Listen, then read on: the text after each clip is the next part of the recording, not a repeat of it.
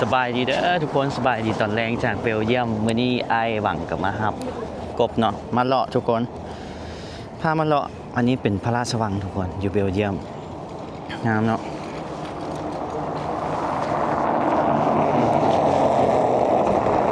พระราชวังแต่ว่าตะเวนมันตกฝั่งนี้เนาะ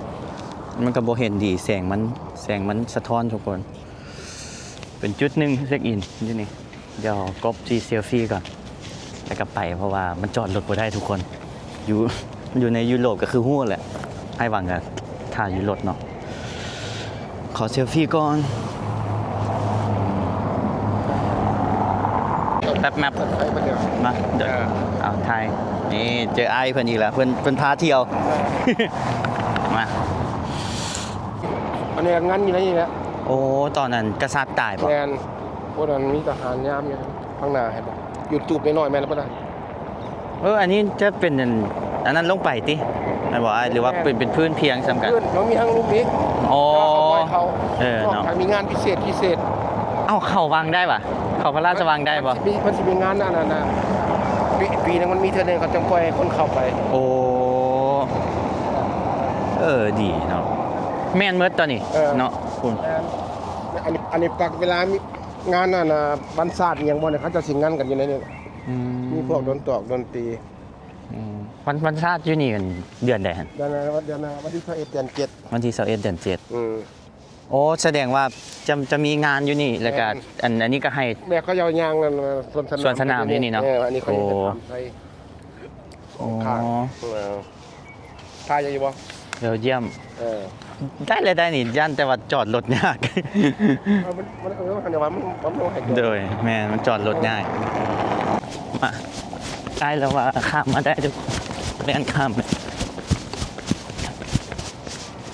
ใช่งามนี่ตำรวจงามเนาะทหารงามเองเต็มเลยเดี๋ยว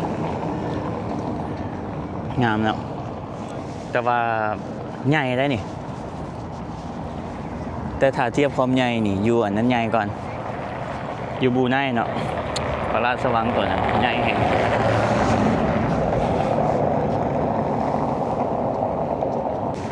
มันบอกทุกคนอยู่หลังกบเนาะไปเราจะไปบอนต่อไปเวลามีหน่อยทุกคนตอนนี้5:30เนาะ5:30แต่ว่าแดดนี่ซ้ำ3-4 โมงบ้านเรา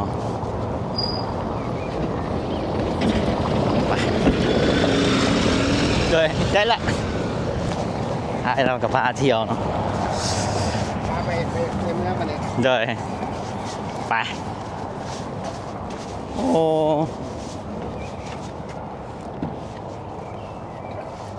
กษัตริย์เนาะเฮาหากระหู้ได้หนิว่ามีคิงอยู่นี่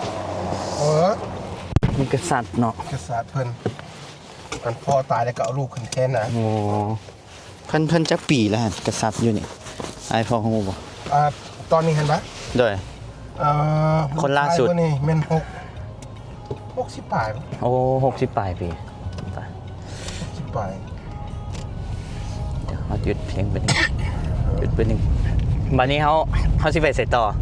ไอ้หวังไปของพลัสนี่แม่นหยัง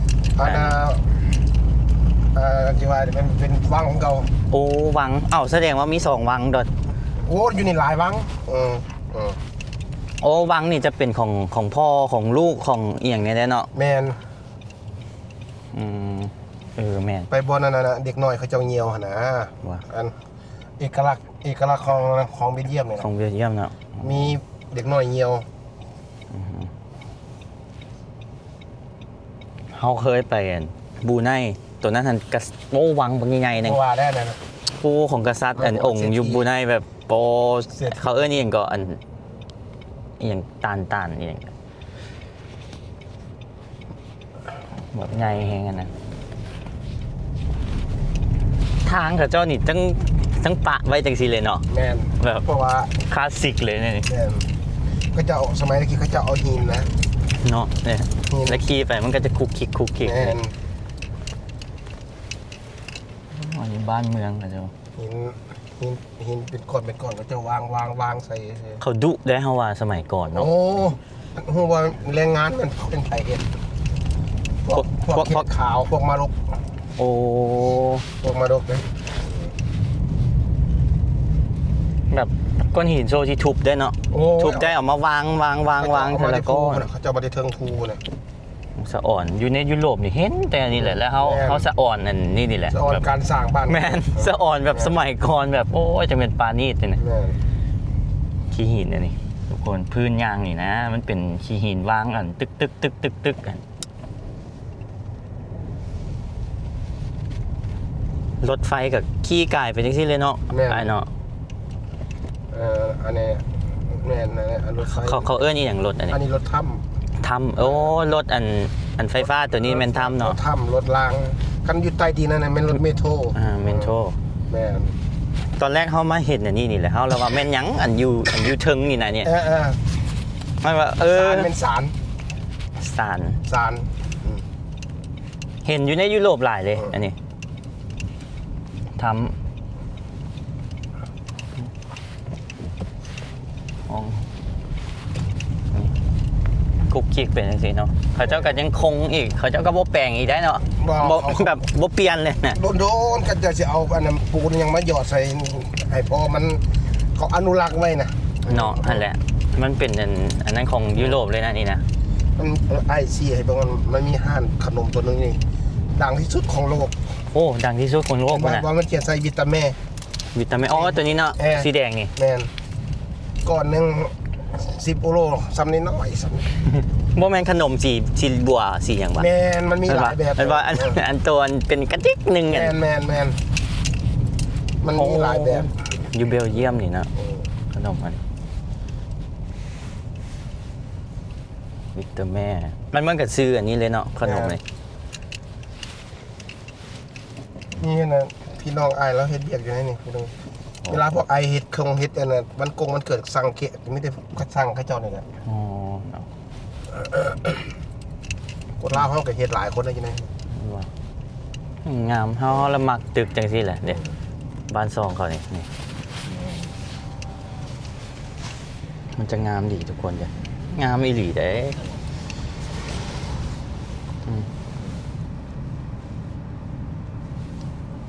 แบบเขากอแล้วบ้านเขาหันจะโบกเนาะไอ้เนาะกอแต่อันนี้นี่แบบเขาปะไว้เลยนะ แม่น บริษัทกระทะสีทับเลย สีทับซื่อ มันก็งามเป็นเอกลักษณ์ของยูนี่เลยยุโรป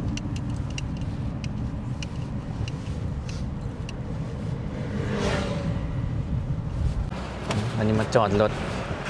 โอ้มันจะมีตุกกดจังซี่เนาะ ๆแม่น กดแล้วก็เป็นการ์ดออกมา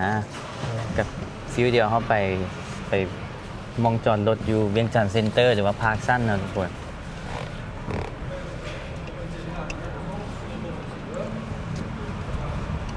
ทางขึ้นค่อยจังซี่นี่ก็จอดได้เลยเนาะ อันนี้บนเลยเขียวๆเขาจอดได้ เอียง งานนี่เห็นไหม โอ้มันจะมีป้าอันนั้นเด็ดแดงๆเขียวๆเนี่ยทุกคน ทางนี้สิเขาจอดได้ โอ้เด็กเขียวๆเนี่ย ลง โดยทางลงโอเคไปโอ้ยติดอีกแล้วเขาจะไปคลองปากเนาะทุกคนมาจอดรถก่อนสักไล่ตั้งแต่เนาะจอดรถกันมันน่าจะคืออยู่เยอรมันนั่นแหละตอนที่ว่าคบไปเมืองอันมิวเทนเบิร์กเลข2 อ๋อเลข2นี่มันเมืองหนึ่ง อีกเมืองนึงไปดูเอาบุกแซนมาไทยนึง โอ้อันนี้จะเป็นอัน แม่น เบลเยียมทุกคนป้ายรถแล้วก็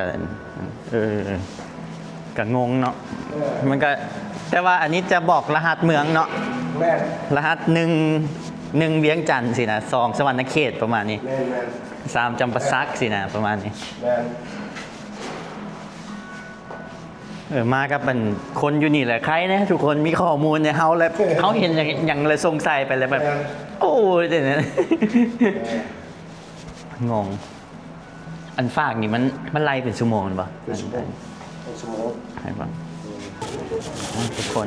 มาเบิ่งเราแวกนี่มองท่องเที่ยวอันนี้เขาเอิ้นนี่อย่าง ไอ้คลองพลัสไหม ของ plus ฟิวเดียวแบบอันใจกลางเมืองเลยเนาะ แม่น นักท่องเที่ยวมาหลายทุกคนคลองปลาร้านอาหารเต็มเลยแหละ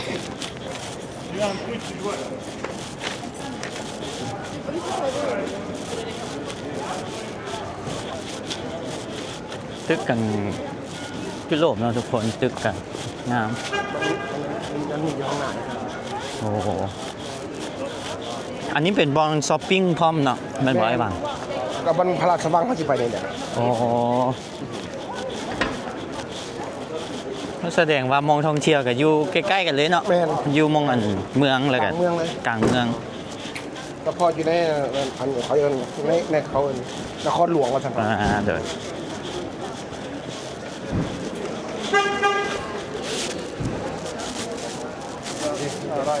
ห้าแล้วเนี่ย โอ้กันซาแคนาดาเฮา แม่น แคนาเฮาเนาะ เอาเอิ้นภาษาฝรั่งเอิ้นกันนาบิ กันนาบิกเลย กันนาบิ กันนาบิก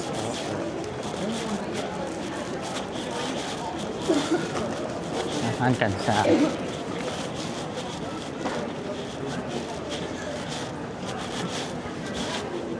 ตอนนี้6 โมงนะทุกคนแต่ว่าแดดนี่งออกอยู่เนาะ อันนี้ยามฮ้อนนั่นแหละคัน ยามฮ้อน ค่ำแล้ว5 โมงก็ค่ำแล้ว อ๋อ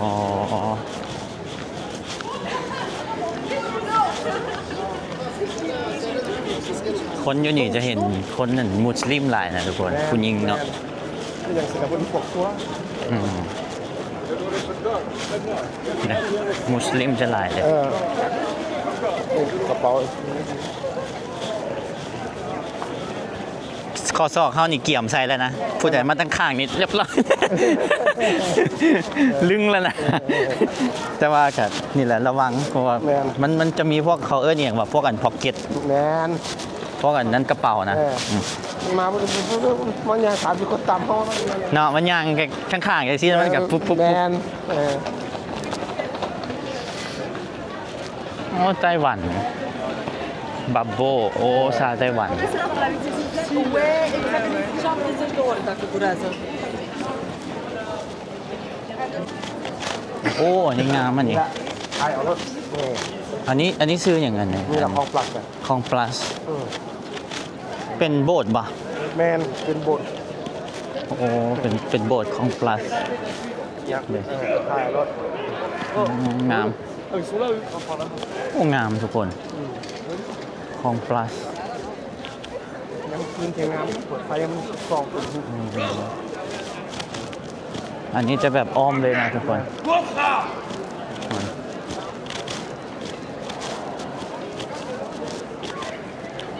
อันนี้จะแบบอ้อมเลยซีแจเลยวนไปนี่สิอ้อมเลย แต่ละเมืองแต่ละประเทศเนี่ยจะงามคนละแบบเนาะงามคนละแบบเพราะว่าคืออยวนมิลานกับงามแบบหนึง งามมันนั่นบางทีมชาติเบนเยียมไปเตะมาได้ที่2อ่ะบอลโลก มันก็พากันมายืนคุย อ๋อยืนอยู่นี่เต้ยืนระเบียงเนาะ ระเบียงไงเนี่ย เพื่อฉลองเนาะ แมนฉลอง ฉลอง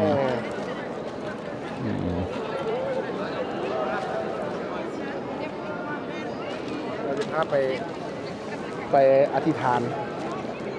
อยากปรารถนาอีกอย่าง โอ้ ไปรูปอ่ะนะ โอ้ยทั้งหน้าว่ะ แม่นคนนอนอยู่เนี่ย โอ้แม่นแล้วทำเบิ่งอยู่ในอันนั้นที่ว่ามาเบลเยียมนี่ต้องมารูปอันนั้นแล้วขอพรเด้ แม่นขอพร เขาเจ้าเสื้อว่าอย่างเป็นเทพว่ะหรือว่าเป็น แม่นเขาจะว่าเป็นตัวคำว่าหลักกัดเทพอะไรก็สัก เนาะเอาได้มาเลยก็เอา ให้ไม่ได้เห็นว่าให้เอาตัวเขาบ่ได้ ว่ามาฮอดแล้วแมนเอา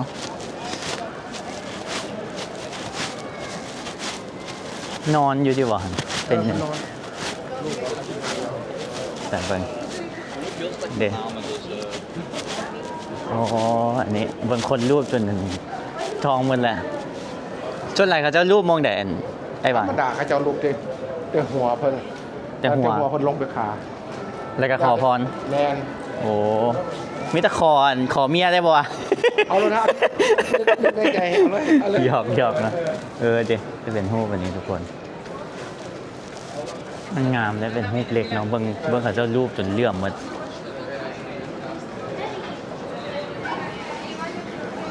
บ่ขออย่างไรเนาะขอจะให้เพลงดังซะขอให้เพลงดังเด้อเพลงดังเลยให้ได้กลับมาเบลเยียมอีก ปรารถนาสิ่งใดให้ได้ขอให้ได้สมปรารถนา โอ้เอาไม่ตมหมาเนาะเบิ่งหัวเด็กน้อยนี่ก็คนรูปหลายได้นี่ถือว่ามาเช็คอินเนาะผู้ใดมานี่ก็เช็คอินเดี๋ยวเขาจะรูปตีนไป บางคนก็รูปหัวเนาะ เขาต้องเอาหัวลงมา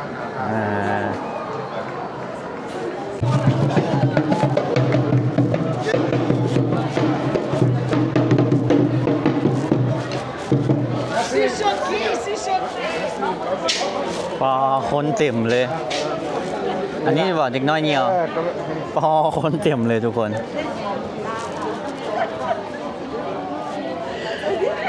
น้อยเนียวแล้วคนหลายนะต้องระวัง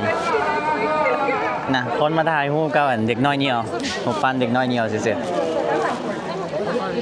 นี่แหละเป็นเอกลักษณ์ของเบลเยียมเอาบ่มีอย่างไรนะทุกคนรูปปั้นเด็กน้อยเนียวซ้ำนี้ซื่อๆเลยนี่มาเช็คอินคนมาหลายเนาะอันนี้ชื่อภาษาฝรั่งชื่อว่าจังไดไอ้บัง มันกินปิส ติมปิส มินิกินปิส มินิกิมปิดคล้ายๆว่าเด็กแปลภาษาลาวกับเด็กน้อยเหี่ยว แมน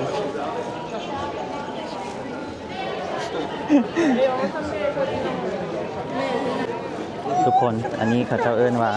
เมนิคีปิสเป็นรูปปั้นเด็กน้อยสายที่ว่าเหนียวทุกคนที่ดังของเมืองบุกเซนหรือว่าบราเซล It's just like an overbox standard. อยู่ในประเทศเบลเยียมเนี่ยนะทุกคนสร้างตั้งทั้งรูปนี่นะอันเด็กน้อยเหนียวนี่นะเริ่มสร้างตั้งแต่ปี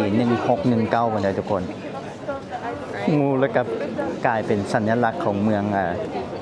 บราเซลเป็นเมืองนี้เลยนี่407 ปีทุกคนรูปปั้นเลย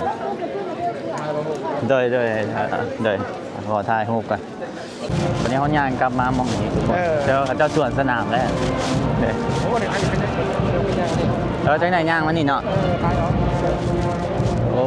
พวกทหารเข้าหาพวก โอ้ทหารครับเด็กสวนสนามส่วนหลายมีงานอีกอย่างกับม้านี่เนาะเฉลิมฉลองอีกอย่าง ที่มีช่วงอะไรคริสต์มาสเขาจะเอาต้นไม้มาปลูกของแง่กับดอกไม้เขาจะปลูกดอกไม้ เดี๋ยวสวนสนามทุกคนมีคนขี่รถถีบน้ำหน้าเลยคนหุ่มพึกเลย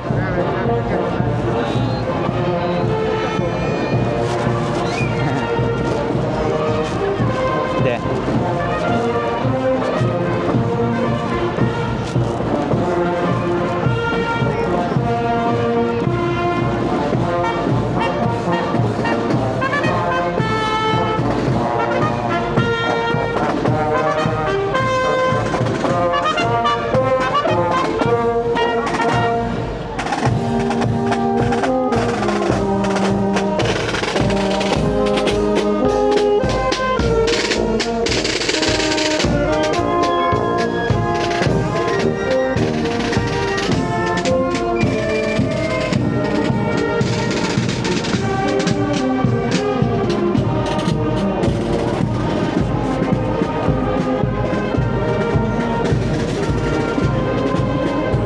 ย่างไปพุ่นเลยทุกคน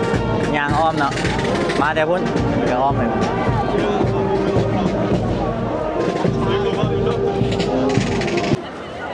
จุดเช็คอินตัวเมืองกับมีซ้ำนี่แหละทุกคนมีประมาณนี้เนาะ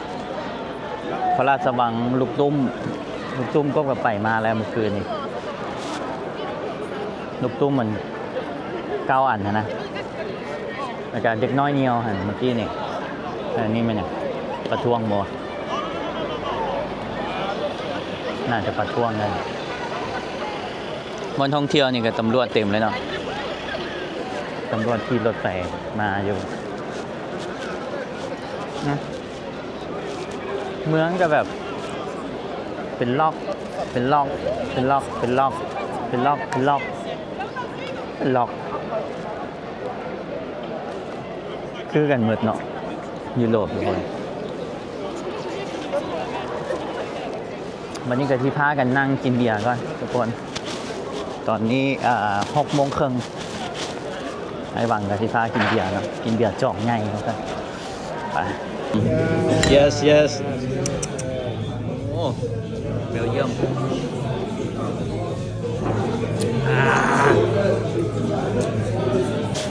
พากันกินเบียร์แล้วก็ย่างเลาะต่อเนาะทุกคนไปอันนี้ไอ้บังว่าเป็นไชน่าทาวน์เพราะว่าห้านเวียดห้านไทยหลายทุกคนห้านเอเชียระแวกเนี่ยอินเดียเอียงมีครบต้องกันย่างเลาะเจ้าก็นั่งกินเบียร์อยู่นอกนะตอนนี้มัน7:39ใช่ทุกคนแต่ยังบ่ค่ำ อันเนี้ยก็ แล้วอันนี้ห้านอาหารไทยสยามสแควร์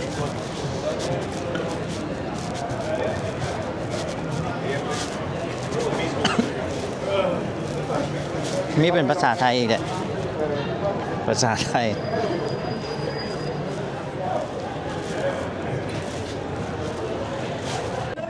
พากันมานั่งกินเบียร์ต่อนะทุกคนแล้วก็สั่ง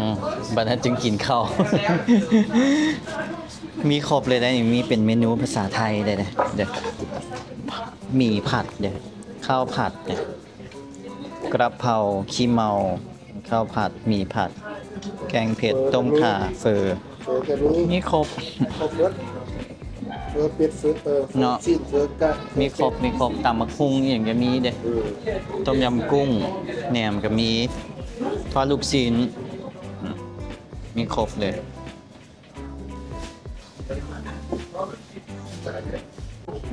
กินข้าวแรงบัดนี้ทุกคนอ๋อผักเลยได้เนี่ยสีเหมือนรสจัด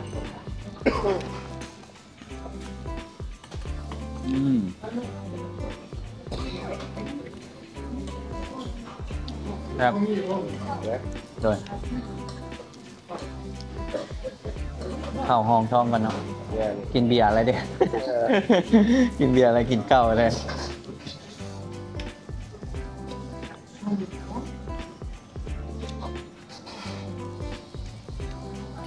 ของไอ้บังสั่งอย่างแบบ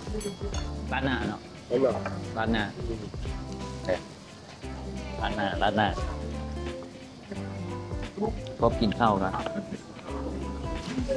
บนแล้วกับข้าวบนแล้วกับข้าวนะครับ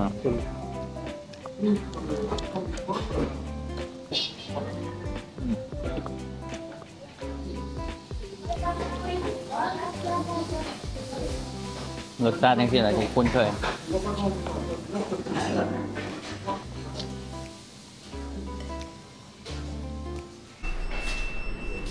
โอ้วันนี้มาจ่ายเงินเนาะฝากแหละเบิดเท่าไหร่หันจากยูโรอัน 14ป่ะ โอ้14โอ้มันไล่เป็นสิเนาะ30 นาที 1.8 ทำคือบ่ได้ 1 ชั่วโมง 3.6 ยูโรเอาไหม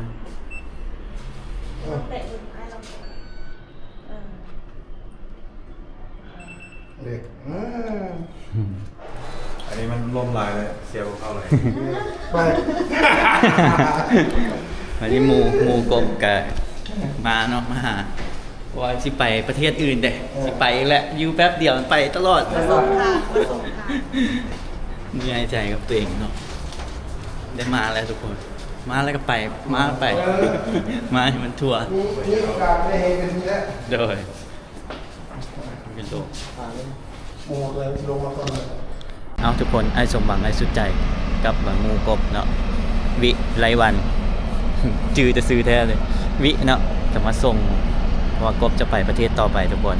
เมื่อนี้อ้ายเพิ่นก็เทคแคร์ดีเนาะเลี้ยงเขาเลี้ยงเบียร์โอ้ยใจมันดีเนาะเฮาก็เก่งใจเลยนี่เพิ่นก็ฮักแพงเนาะเพิ่นก็แบบเอ็นดูเฮาแหละคันนี้ว่าโอ้ยโชคดีเด้มาเบลเยียมก็มีแต่อ้ายเพิ่นพาเลาะพาหยังมื้อนี้ก็ขอบใจหลายๆเด้อขอบใจหลายๆอ้ายเอ้ยมาส่งอยู่คิวรถอีกกบจะไป ประเทศต่อไปทุกคน อันนี้ก็กระเป๋าเนาะกระเป๋ากบฝากเราไว้บ้านเรากระเป๋าใหญ่ๆแต่เอาแค่กระเป๋าน้อยๆไปบ๊ายบายทุกคนเจอกันคลิปหน้าเดี๋ยวทุกคนบาย